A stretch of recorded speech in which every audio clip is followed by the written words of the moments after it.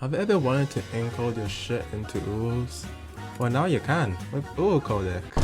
So what you want to do first is make sure you install just pip install uwu-codec. So open up the terminal, pip install.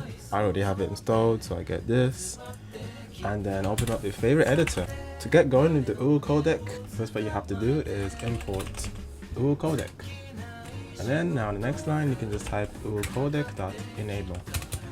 What you can do just to test if this works, just you can just go back to the repository and just copy this code right here. This is just a quick example, and let's just run this. So Ryzen.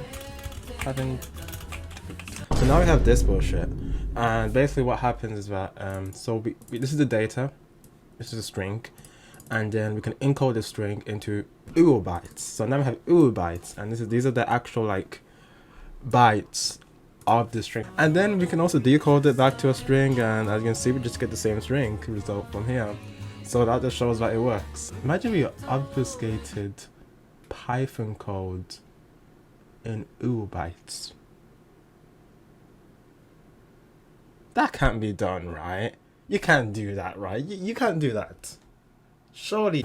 So let's just run this, and yeah,